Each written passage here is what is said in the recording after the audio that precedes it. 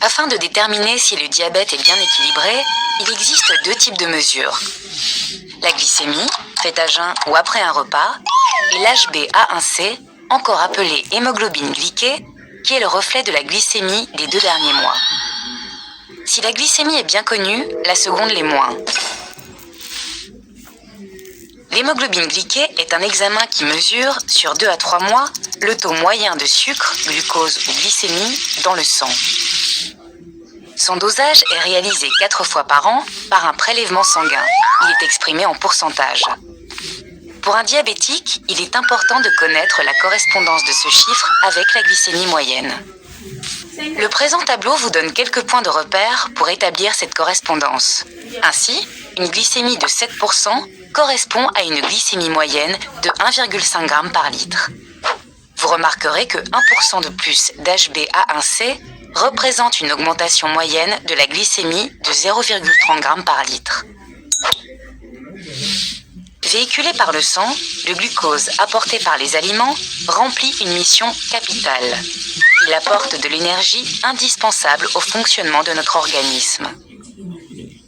Le glucose se fixe sur l'hémoglobine, c'est-à-dire le pigment colorant du sang qui transporte l'oxygène dans les globules rouges et s'accumule progressivement dans celles-ci.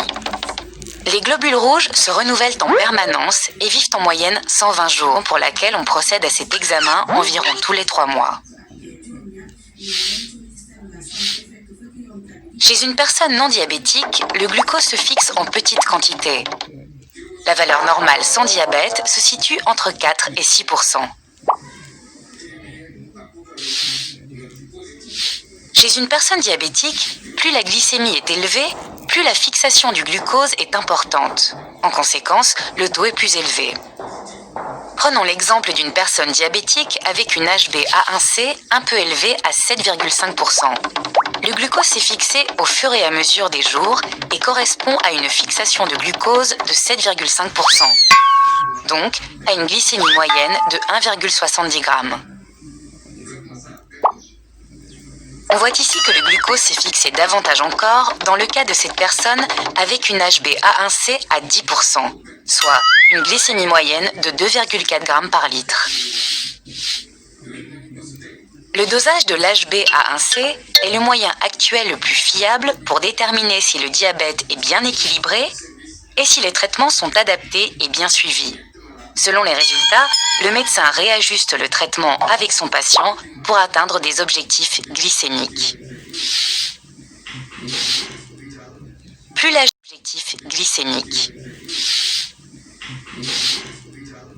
Plus l'HbA1c est basse, plus le risque de développer des complications est moindre.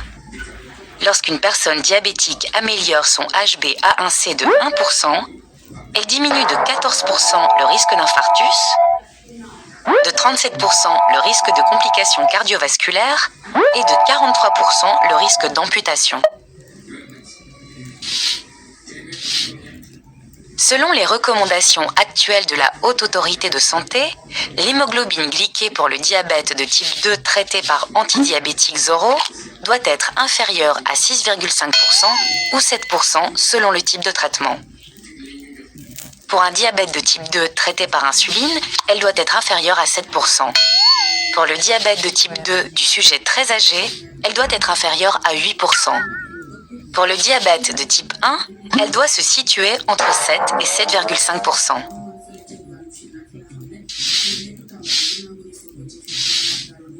Pour une personne donnée, les objectifs glycémiques sont individualisés et fixés en partenariat avec le médecin et réévalués dans le temps. Ils vont dépendre du type de diabète, de la nature de son traitement, de l'âge du patient, des complications et des pathologies éventuellement associées. Si vous vous posez la question « et si je n'arrive pas à atteindre mes objectifs ?», il faut rester patient, ne pas culpabiliser et s'efforcer de trouver le meilleur traitement en collaboration avec vos médecins.